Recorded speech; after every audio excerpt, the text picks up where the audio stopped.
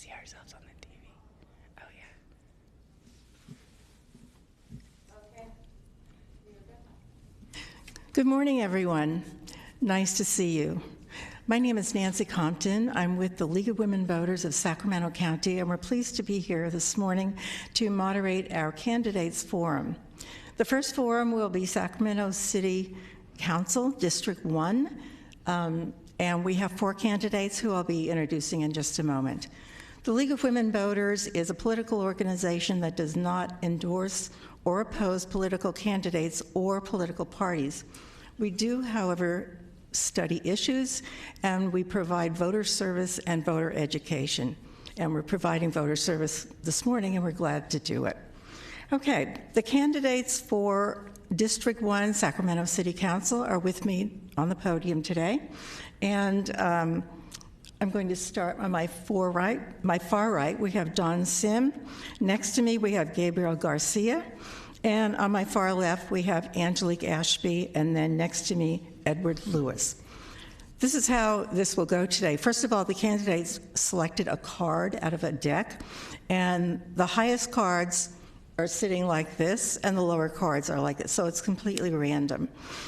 The candidates will give a 1-minute introduction of themselves. Then we have several questions that were submitted by community, and they will have time to answer those questions, 1 minute, I believe. And then the candidates' closing will be 1.5 minutes. So I expect a really interesting and lively discussion this morning, and thank you again for being here. Okay, our first candidate who will give a 1-minute opening statement is Don Sim to my far right, and Don, you are on. Yes, ma'am, thank you very much. Good morning, ladies and gentlemen. Thank you, thanks for having me. It is my sincere honor to be here this morning. I have to say this. The reason I'm doing this is because I always want to be on live TV. I'm having one. And my wife's watching, my children's watching. Good morning, Kali, Emsley, and Hope. Enough of jokes, let's get back to the business. The reason I'm running to this because I feel frustrated. As working hard Americans, I'm holding a full-time job as an intensive care nurse. I have a family to feed. I have a mortgage pay, car payment, student loans, and not paying taxes is not an option. And then I do see that city has a lot of rooms to improve, and we have to, I have learned the value of lessons. Making money is important. What's more important is how to spend wisely, not to be wasteful. So I want to talk about 3 things today: changing a culture, accountability, and transparency. Thank you. Thank you. Our next opening statement will be given by Gabriel Garcia. Hi, my name is Gabrielle Garcia. I'm running District 1 City Council. I have lived in District 1 for almost 15 years and have seen all of the growth that we have experienced out there. I would like to continue that growth with a lot of attention on the schools and infrastructure to maintain the community that we live in that is so nice. I am a wife, a mother, a small business owner, an advocate for our community, a coach, and I am really involved in the community in District 1 as well as Sacramento City as a whole. I support the underground arts and music here in our city, and I would love to represent you in District 1. Thank you. Our next opening statement, we will start on my far left with Angelique Ashby, and her opening statement will be right now. All right, thank you very much. My name is Angelique Ashby. I am currently the council member for District 1, and I am running for re-election. I hope to have your continued support. On a citywide basis, I have been a leader in ethics and good governance and transparency. I have led on public safety and on diversity and equity. And in my district, I have focused heavily on public safety, reducing crime, improving our schools, working with the district to pass a bond to build 2 2 new schools and do major improvements on every campus. We've built 3 parks and all of the regional park. We've done a lot of economic development and, of course, the tremendous work that has been done on flood control to get our levee in a better state to protect people in the Natomas Basin. I am honored to be here today, and I hope to earn your support at the end of this debate. Thank you. And our last statement will be given by Edward Lewis. Good morning. First of all, I would say thank you. My name is Edward Lewis. I appreciate the League of Women Voters giving me this opportunity. I am a 15-year resident of the Natomas area, the District 1 specifically. I'm a veteran of the U.S. Army. I've served my country, and I want to serve my district as well. My campaign is based on character, leadership, and commitment. I've seen a lot of growth in the Natomas area, and there's still more growth opportunity, but we have to also reach out and be community, and get the community engaged and involved in that growth. Leadership is something we need to strongly have, not only in the city, but in the district, to make sure everyone's thriving and we have safe communities. We want everyone engaged, regardless of their socioeconomic background, in the process. There's a lot of opportunities in the district, and we got to make sure those opportunities are taken. We got to reach out and bring in business opportunities, growth, safer schools, and make sure the community have a voice in what's happening in that district specifically and in the city directly. Thank you. And thank you. Okay, we will proceed with the questions, and I will ask, and the responses will be in the same order as the introductions for the first question. After that, it will just be random. So we will start with Don Sim, and the question is, what are the most effective long-term strategies the city can use to invest in neighborhoods like Oak Park, Valley High, and Meadowview, neighborhoods where residents argue they have been overshadowed by investment in downtown and midtown? Yeah, thanks for that's a really good question. I want to go back to the basic principles, and the people want safe neighborhood, and then you keep that neighborhood safe.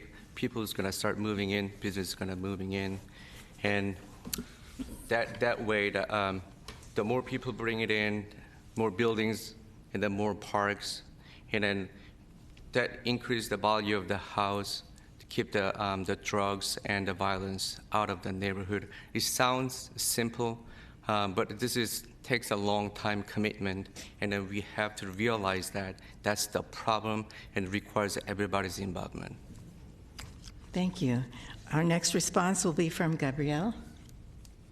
I would like to see the city invest in redevelopment and not gentrification, and help these community members purchase homes and businesses and invest in the communities that are less fortunate, in the school systems, teen resource centers, things of that nature, to keep the kids involved and engaged in their community so they take pride in their community, as well as better lighting, better police training, more community events to get everyone together, to really help build up the community as opposed to take advantage of those communities that are less fortunate, and really invest in our communities as opposed to pushing them out of their neighborhoods.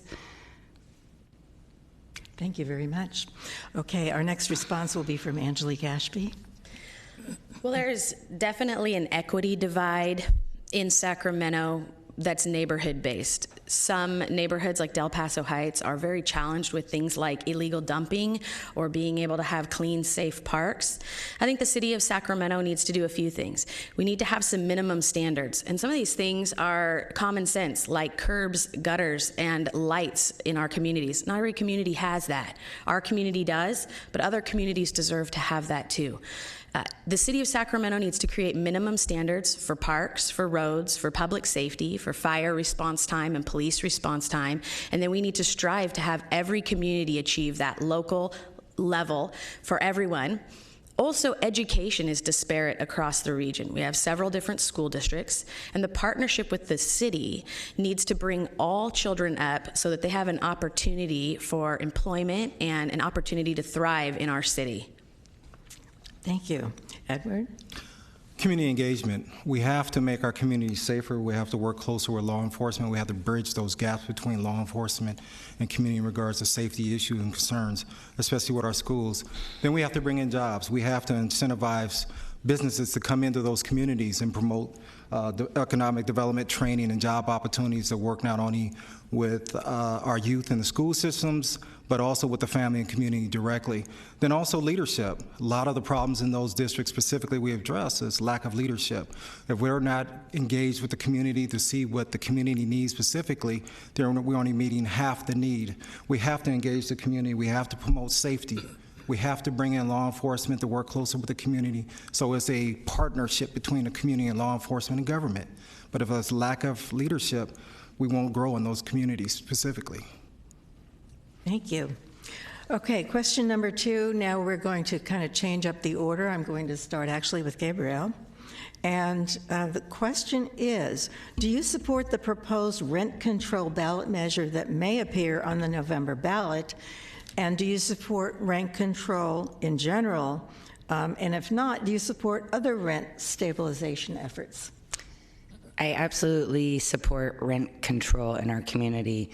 The class divide has become huge. It was 200% from 2014 to 2016. I experience within my business, my staff members who have been displaced multiple times due to inflation of rent and landlord greed. I do believe that our investors and landlords should be able to invest and be profitable in renting out their homes, but we're not protecting our community. Our community is being pushed out. The people that have built Sacramento to be such a great place that people want to move and have increased the price of our homes. We need to make sure that there's affordable housing and that we're taking care of our own community and that they're not being pushed out onto the streets, living in their cars, in parks, and things of that nature. So yes, I absolutely believe in rent control, stabilization. We need to get our city protected for our community members. Thank you. Edward, the same question. Yes, I also agree with rent control. We have to stabilize our housing market here. We have to make it affordable for folks to live where they live. But we also have to bring in job opportunities and education. Folks to understand when you have stable rent control, you have stable families staying in those communities, they feel safe. You don't cost out certain targeted communities or racial groups because of affordability, because they can't cost or they can't afford certain rent. And property management companies have an opportunity to change rent just because, if they want to cost out certain folks. So I think I support rent control and stabilization, yes. Thank you. Don, the same question. Yes, ma'am. I don't definitely support the rent control. I'm a free market believer, demands and supply. I think we have to fix it. Why we have a surplus from people or that we don't have enough housing or apartment. I think that aspect, we look at it, we have to fix that why. But at the same time, I do believe there's investors out there that exploring those, the families cannot find affordable housing. I think definitely city can look at it and we can do something about it, but just putting the controlling the renting, I think not so good idea. Thank you. Okay, thank you. And Angelique? Yeah. This issue is more complicated than it sounds. I don't support the current rent control ballot measure because I think that it would stifle supply. One of the biggest problems we have in Sacramento is a lack of housing. And if you create additional conditions that stop that up, for example, in our district, there are several housing projects moving forward, and there are several apartment complexes that have presented to us. And they're not as interested in building in Sacramento if there is a rent control ordinance. So what we need to do is find the balance, because there certainly are people who are struggling with rent. There certainly are bad actors who are raising the rent too quickly. But I do think there are things that the city of Sacramento can do in terms of mediation boards, in terms of talking about limits on how often rent can be raised or how much it can be raised. But all of these things need to be negotiated. They can't be done from a ballot. They can't be done from a dais. The rental housing community and the building community and the housing advocates need to be in the same room. Okay, thank you. All right, the next question, and I will start with you, Don. As construction picks up again, how can you ensure that North Natomas residents will receive the services they have long been promised? Can you repeat that question again, please? Certainly. As construction picks up again, how can you ensure that North Natomas residents will receive the services they have long been promised? That's a very good question. I live in the district. There's a lot of the buildings, so like I think the last 2 or 3 years, I started picking because moratorium is lifted, and we do have a lot of service issues that I talk to neighbors on a daily basis, the parking issues. Sometimes because of the constructions going on, even the basic services like picking up the garbage, they miss those things. And then we reach out to the city, and then often, even myself, I experienced this several times when I call them, they don't answer the phone sometimes. They send an email, and email just got deleted. So I think at that level, I think we have to go back to the feedback, what's working, what's not working, so we have to fix that problem. Okay, thank you. And Edward, the same question. I think we have to incentivize the developers coming in. We have to sit down, the leadership have to talk about when developers come in and building communities, what those amenities should be, additional amenities and services to serve those communities specifically. And that has to be put into the contract in regards to dealing with the general contractors and developers, first and foremost. But our leadership have to take that lead to make that request in the beginning of the process, not in the middle or at the end of the process, so that the services needed or amenities that should be in that community are in the forefront. Okay, thank you. And Gabrielle, same question. For me, it's the schools that are probably the most important when it comes to this growth, as well as our infrastructure. It is something that concerns me and has been concerning me since I've moved to Natomas. It's such a great community, and I just want to ensure that we're making the best decisions, especially regarding our children and our schools. I have a middle schooler and a high schooler right now, and I know that we all panic as parents in Natomas when it comes time for middle school, where we're going to send our children for middle school, lotteries for charter schools. So I would absolutely make sure that we would be enacting smart growth and growth that we can keep up with. I also it takes me 36 minutes to get to work as opposed to 12 minutes when I first moved to Natomas, as well as potholes in the roads and things of that nature. I just want to make sure we keep our community at the level it's at right now. It's a really nice place to live, and I would hate to see it fall apart. Thank you. And I'm kind of losing track. It is your turn, correct? I think okay. so. I'm sorry. That's okay. Well, Natomas, District 1, is a little different than the rest of the city. It is a master planned community. It was initiated that way. I inherited it that way. So the amenities, the parks, the pools, the schools, they're already designed out. And there is a fee base for all developers. And when they come in, they pay their portion towards all of those facility fees. And that is why Natomas looks the way that it does, why it has bike paths and beautiful parks, and will receive a Olympic-size aquatic facility in the next year and a half, and has the regional park and the library and the amenities that it does enjoy. So the way the economy works in our district is the more the housing market comes on and the more commercial development that's done, the more finance fees feed that master plan, and the more amenities we're able to bring online sooner. Natomas is well underway with construction. I spent the first 6 years of my time as a council member fighting our way out of that building moratorium, and it has paid dividends because now Natomas is in full growth span. Okay, thank you. All right, the next question, we're going to start with Gabriel. And that question is, what more should the city be doing to get ready for a possible flood given climate change and unpredictable weather? This is concerning to me as I live in the area with my children, and watching so much growth happen means more people. I'm not aware of an evacuation plan if something were to happen in our neighborhood. That's something that I know at my business the city requires us to have. If there's an active shooter or a fire, we have to have an evacuation plan. So I'd like to make sure that that's in place and appropriate.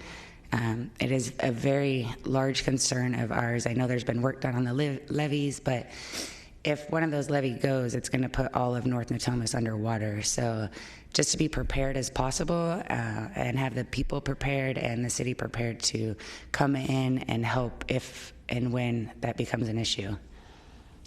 Okay, thank you. And Edward, same question. I think it's important not to overgrow the district.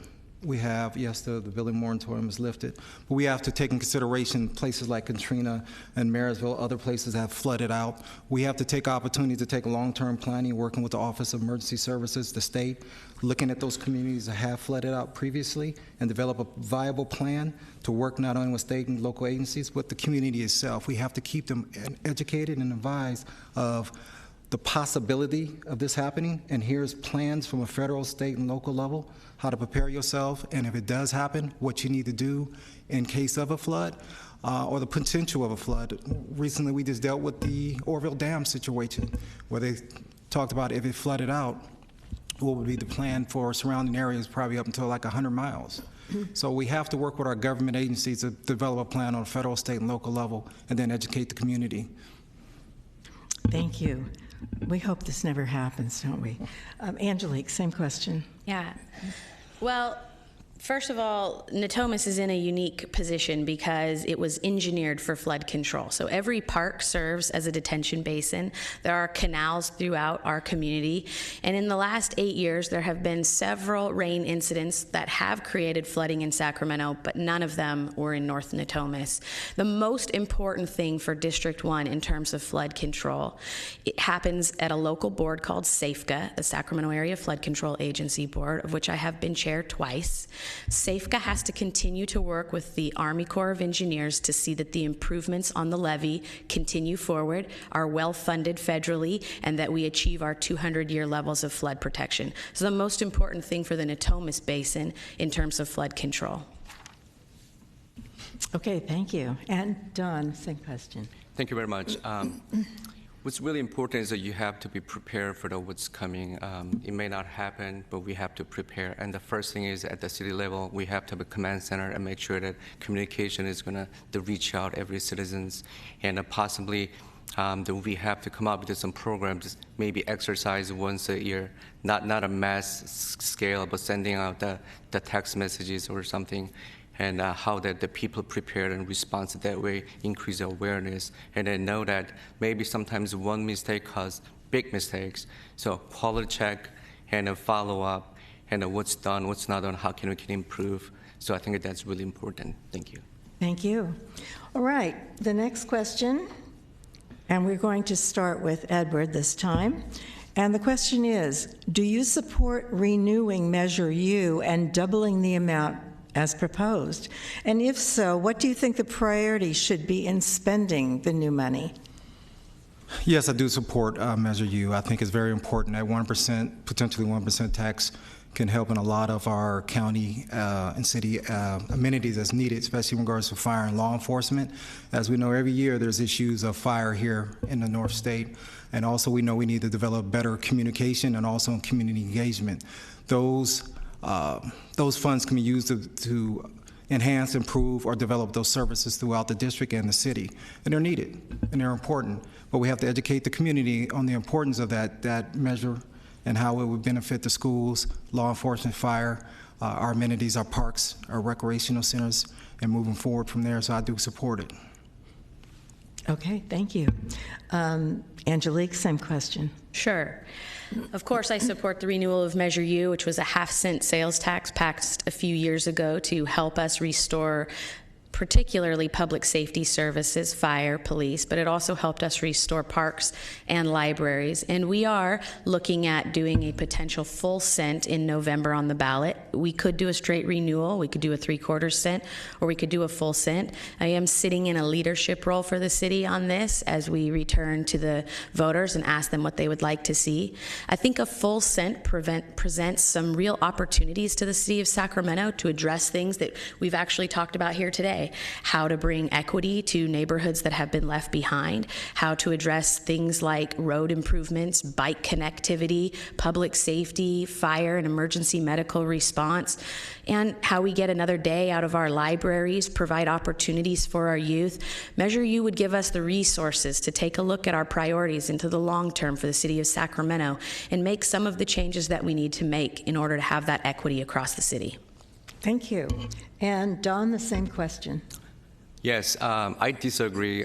Increasing a tax is not always a solution. I believe in taxation as a public funding source, but as what's more important, it's not about the making money. It's what's more important is how to spend, not to be wasteful. And I think at the city level, we have to change the culture that this is just think it as that this is my money. That I don't have money to waste. So that way we can look at it. We have the way to find it. To spend that other money. The one example is there is I think the city just settled the lawsuit, $500,000. The police officer was involved, and I think that's mismanagement of the money source. I think we should look at those aspects instead of the tax dollars. Thank you. Okay, and thank you. And Gabrielle, same question. I could get behind it as long as it's completely flushed out and that the money is absolutely going to where the services are needed.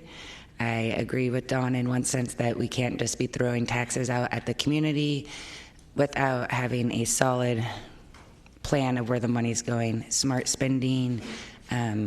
If it absolutely is going to our police and fire and libraries and parks and less fortunate neighborhoods, absolutely get behind it 100%. Okay, thank you. All right, the next question, and I'm going to start the next question with Dawn. The city, and by the way, if any of you need me to repeat the question at any point, I'd be happy to do that.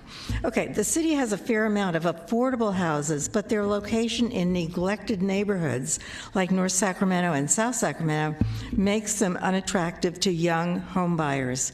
What is the city's role in affordable housing, and how would you increase the quantity of affordable housing or the improvement of poorly maintained neighborhoods to make them more desirable, safe, and livable? And Dawn, that is to you. Thank you very much.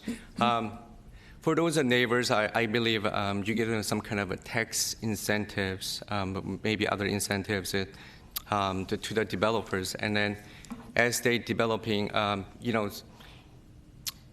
sometimes I see that like people want to have the bigger backyard, or sometimes they have a more amenity in their community, and then you make it customized, and then you can attract the home buyers. And then at the same time, when the homes are built, you got to make sure that the young home buyers can purchase the houses, make sure that those are available, not the investors, so they can just rent it out, and then other people moving in. I think that's going to work. Thank you. Thank you. And let's see. Gabrielle, the same question. Could you repeat the question? Yes. The city has a fair amount of affordable houses, but their location in neglected neighborhoods like North Sacramento and South Sacramento makes them unattractive to young home buyers. What is the city's role in affordable housing, and how would you increase the quantity of affordable housing or the improvement of poorly maintained neighborhoods to make them more desirable, safe, and livable? So I absolutely believe this is the city's responsibility. There should be affordable housing in all neighborhoods. People like to stay within their community that they've grown up in. A lot of times, I would like to see us empower the people of the community, renters, to purchase homes in their neighborhood. The city invest into the communities for street lighting and parks. If people are invested in, they will take pride in their community and their neighborhoods, which is going to be our best bet in redeveloping these neighborhoods, as opposed to pushing out the current community members and moving in people from out of the area to take advantage of the low prices and turn them into rentals that will be too expensive for young people to start out. So I'd really like to see us keep our people in our communities and the city to help empower them to purchase homes and businesses in their own areas. Thank you. And Edward, the same question. I think the city needs to have incentives to bring in programs like California Housing Improvement Programs are working with the Sacramento Housing Redevelopment Agency to go in and assess those communities and incentivize those families and communities to improve those communities, but also have resources to do so. You have to have funding available. You have to work with banks and investors to come in and invest in those communities and have funds available for people to have funds available to improve their housing in all the communities. So I would say the community and the leadership needs to look at what programs are available for people to improve their community or their home specifically. Sacramento Housing Redevelopment Agency is one option. California Housing Improvement Program is another option. And there's probably others out there. We have to incentivize those type of programs to come in. But then also we have to set up services in regards to quality assurance to go out and either do surveys or assessments of those communities and give them incentives to want to improve those communities and maintain there, and then keep it affordable for them. Okay, thank you. And Angelique, same question. Well, the premise of the question is faulty. First of all, if you think that people in North Sac and South Sac don't have pride in their community, you are wrong. Second of all, if you think affordable housing doesn't exist in District 1, you are also wrong. We have 11 low-income inclusionary apartment complexes. We have been, for the last decade, the key place for starter homes in the city of Sacramento. We have a variety of inventory, so we are the one location that has an awful lot of density, which provides opportunity for first-time homebuyers, whether that's alley-loaded or attached properties or condos. They are nice, they're new, and they're in a nice neighborhood, and they are affordable for first-time buyers. What the city needs to do is difficult. We've been challenged since losing redevelopment at the statewide level. That was the key funding source for affordable housing. The city has created a housing trust fund, which means when developers build in our city, they pay fees into a housing trust fund that helps us provide workforce housing across the city. We need to grow the housing trust fund faster. Measure U will help us do that. Okay, thank you. And believe it or not, the last question, and that is, and we will start with Edward. The question is, do you support keeping the Railroad Drive Triage Center off Northgate open year-round? Do you agree with the mayor's allocation of city funds to reduce homelessness? That seems like two different questions, but... Yes, I do think the city needs to take more responsibility for the homelessness here in Sacramento. We also have to set up different safeguards in regards to the railroad area that you just mentioned. And I think it is the city responsibility, and I think the city needs to work very closely with the county, because again, the homelessness here in Sacramento is unfortunate, but it is our responsibility. They say we're all a paycheck away from being homeless, so that we need to prepare for that for any given situation. So we also have to have safe environments. We need to work closely with law enforcement. Hopefully also with Measure U, funds can be made available to address some of those concerns as well. Okay, thank you. Don, the same question. I can tell you that whatever we're doing is not working. You know, taking care of the homeless people is a long time commitment. It takes a lot of time and money, and then they're part of our community. I think we have to know exactly how many out there, and we have to fix the root cause of the problem. We can just free money, free housing. It's not going to solve. But so my proposal is make it as a national awareness day, that so we can get more support from the county and state and the federal government as a help, because if we just help them out, it's going to drain all the city resources. Thank you very much. Okay, Angelique, same question. This is a loaded question for a 1-minute answer, I'll tell you that. First of all, the city is trying very hard to take a larger role in homelessness than really our agency has ever attempted to do. That is in large part because we have a mayor who really wants to kick a dent in this issue. A triage center is a part of a holistic solution. Railroad Drive has many challenges, including the fact that it costs $400,000 a month. So I don't support keeping Railroad Drive open. I do support a triage center. It could be on Railroad Drive, but we would need to make some modifications. The biggest issue here, though, is the partnership with the county. The city doesn't provide mental health services. There's a lot that we don't do as a city that we need the county to be our partner on, and a lot of that has to do with housing, and a lot of it has to do with homelessness. On the city's end, I think we are doing great work, but we're going to have to continue to find those partnerships in the private sector, from the state, and from the county to really be effective on this issue. Thank you. Gabrielle, it's your turn. Okay, this is a loaded question for a 1-minute answer, but I do not believe we should keep that shelter open. It is costing us way too much money. We're not putting the right people in it. Homelessness is not an issue you can come at with the same solution for everyone. There are perpetually homeless people who are homeless and will always be homeless. There are mental health issues on our street that are not having services. There are drug addiction issues, and there are transitional families that are living in their cars because they can't afford their rent or they lose their job. I believe we need triage centers in every district. Homeless people like to stay in their own neighborhoods, and I believe the city could do a lot better than they're doing right now. We need to declare a shelter crisis. We need to decriminalize the camping ordinance.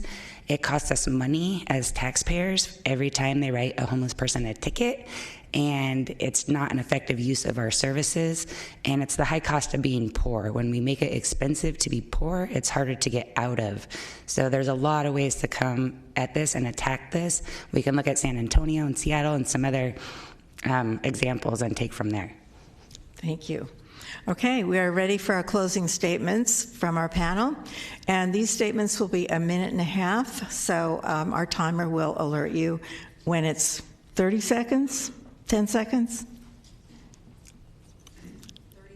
30, okay, thank you very much. Okay, and we are going to start with Edward, a closing statement. Again, I thank you for this opportunity. My name is Edward Lewis. I've been a resident of the city of Sacramento for nearly 20 years and going on 15 years specifically in District 1. I think my military background in the U.S. Army have prepared me for leadership and training. I've worked in government for nearly 15 years, state and county level. I've also sat on series of boards, commissions here in Sacramento to improve and make a difference here with the community, working closely with law enforcement and other agencies, nonprofit. I think I have the leadership background and training. I've attended Chico State and Sac State, have master's degrees from both those universities to prepare me to work with the community. And I think as I have served my country, I can serve this city just as well, honorably and with leadership and commitment. Thank you. And thank you. Okay, Angelique, closing statement. Sure. Well, I too would like to thank the League of Women Voters and Metro Cable for giving us this venue today and this opportunity to talk to the people who are watching. It has been my honor to be the council member in District 1, and I don't blame these guys for running. I don't blame them for wanting to be the council member. I want to be the council member too. North Natomas is an amazing community, one that I am proud to live in and proud to serve. I am very proud of the work we've done over the last few years in flood control, in building our schools, building our parks, in incentivizing large development to come. We are on the precipice of the largest Fortune 100 company the city has ever played host to coming and making a West Coast headquarters in North Natomas and bringing with them 5,000 high-paying jobs. I'm proud of that effort. I'm proud of what that community looks like and feels like. It is the most diverse school district in the United States of America, and our zip codes that we all live in are in the top 5 most diverse zip codes in the country. I'm proud of that. I'm proud to live there. I'm proud to represent the folks there, and I hope you will give me an opportunity to continue working with you and to continue serving the great city of Sacramento. Thank you. Okay, closing statement now from Gabrielle. I'd like to thank you all for having me here today. I am new to politics and running for office. It's been a lot of fun and really exciting. I've really been enjoying my journey. I too love my neighborhood. I too feel like I would be a great leader. I feel our incumbent has maybe outgrown our neighborhood, our community. I would like to bring things back to our community, ensure the best for North Natomas. I am an engaged community member. I would like to stay engaged with our community. I'm absolutely involved with the school systems and would like to see that flourish, as well as our infrastructure, and ensure that we all have a really nice, safe place to live in District 1. So I appreciate you and the League of Women Voters for having us out, and to keep people over politics in mind. I'm a citizen running for a political position, but I feel I could lead North Natomas in really great ways. So thank you. Okay, thank you very much. And Don. Thank you very much. Thanks for having me this morning. I'm an Air Force veteran with 9 years of service as active duties. I did 2 tours in Iraq and Afghanistan. I learned what it means to serve. It means a sacrifice.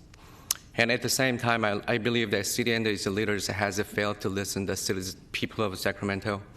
And then I want to take this chance as the warning sign. And the people, the city's not listening. And average guy like me, we will stand up, we will speak. And then I'm tired of that. The city is all about talk, talk, talk. And then when I'm trying to reach them out, they say, just email. And then when you make the policies, my campaign, I don't take contributions or donations. That way, I can stay unbiased. I can focus on and represent the people of District 1, not the association of the whatever interest group or parties. That's not the main point. But we need to really focus on the people in the Sacramento. And then I want everyone to see that and exercise your right. You want the people change, you want the city change, go vote. And then maybe next year, 4 years, we have a better candidate or a better city. Thank you very much. Have a wonderful day. Thank you. And thank you so much to the candidates for Sacramento City Council District 1 for being here this morning and sharing their views for your benefit. It's really been a very interesting morning.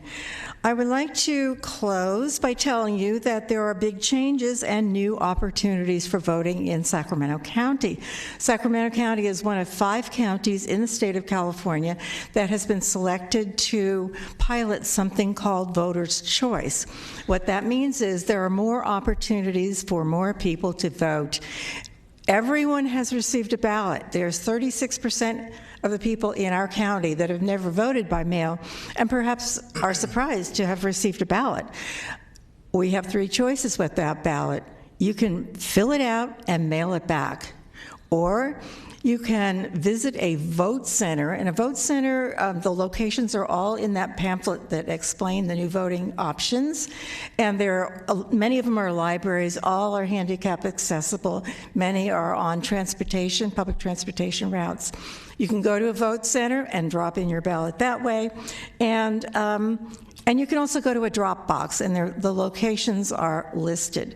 Some of the locations are going to be open 4 days prior to Election Day for your convenience, and many of them will be open 11 days prior to election. So there are many, many opportunities to make it easy to vote. Now, the League of Women Voters fully believes that everyone who is eligible should vote. And I would invite you to go to our website. It's something called votersedge.org/CA. When you go to that website, you will type in your zip code and you will type in your address, and then your ballot, the ballot that you will receive or have already received, comes up, and you can look at all the candidates. And it's very, very helpful. The other thing that the League produces is something called the Easy Voter Guide. It just explains everything in very easy, non-legalese terms. It's right, straightforward. So I saw some out in the vestibule. Please feel free to pick those up. A couple of questions I've been asked about the ballots that people have received. They want to know why there are little holes in the envelopes. So I called the Office of Voter Registration. They told me that the little holes are there for people with minimal vision so they can find where to sign their name. The other question I've been asked is, do you need 2 stamps? And the answer to that is yes. However, if you forget and only put 1 stamp on the envelope, the Office of Voter Registration will cover you. Your vote will still count. So we want to see all of you out there voting. Thank you so much for participating in our democracy.